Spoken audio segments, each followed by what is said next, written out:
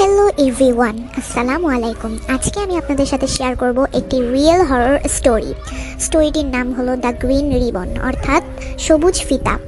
গল্পের শুরুতে আমরা একটি মেয়েকে দেখতে পাই যে ছোট ছিল। তার নাম ছিল জেনি সারাদিন পুতুল খেলতো এবং পড়াশোনায়ও অনেক ভালো ছিল, কিন্তু তার একটিমাত্রই বাজে স্বভাব ছিল এবং খুব খারাপ স্বভাব ছিল, যার কারণে তার বাবা মা সবসময় রেগে থাকতো। তার গলায় একটি সবুজ ফিতা সে সবসময় পরে থাকতো, অর্থাৎ দ্য গ্রিন রিবন সে তার গলায় পরে থাকতো। এইভাবে যখন সে ধীরে ধীরে বড় হলো, সে বড় ক্লাসে উঠলো, তখন সে তার ক্লাসের একটা ছেলেকে খুবই ভালোবেসে ফেললো এবং তার প্রেমে পড়ে গেল। এভাবে সে ছেলেটির সাথে প্রায় সময় কাটায়, এমনকি লেখাপড়ার বিষয়ে জানার জন্য সে ছেলেটির সাথে থাকে এবং মাঝে মাঝে তারা একসাথে বাগানেও যায়।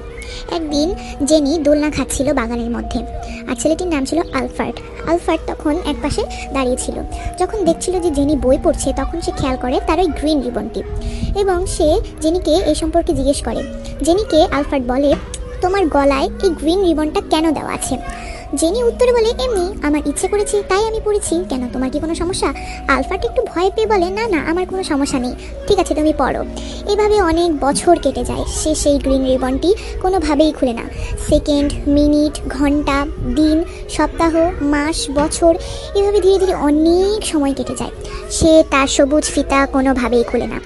অনেক বছর পর আলফার্ড যখন বড় হয়ে যায়, তখন সে জেনিকে বিয়ের প্রস্তাব দেয় এবং তারা দুইজনে বিয়ে করে নেয়। বিয়ের সময় সে গলায় জুয়েলারির ভেতরেই গ্রিন রিবনটি পরিধান করেছিল। যখন আলফার্ড জেনিকে জিজ্ঞেস করে, তুমি এখনও কেন এই সবুজ ফিতাটি খোলোনি?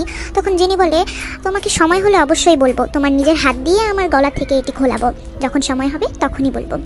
তখন আলফার্ড দীর্ঘ অপেক্ষায় তখন থেকেও বসেছিল। এভাবে তারা বিবাহের পরে আরও অনেক সময় বসেছিল। যখন জেনি অসুস্থ হয়ে পড়ে, তখন আলফার্ড অনেক চিন্তায় পড়ে যায়।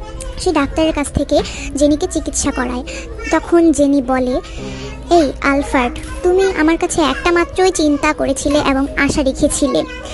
আশাটি হলো, তুমি আমার গলার এই গ্রিন রিবন সম্পর্কে অনেক জানতে চেয়েছো, কখনোই বলিনি। আজকে সময় এসেছে রহস্যের উদ্ঘাটন করার, তুমি এখন নিজ হাতে এটি খুলতে পারো।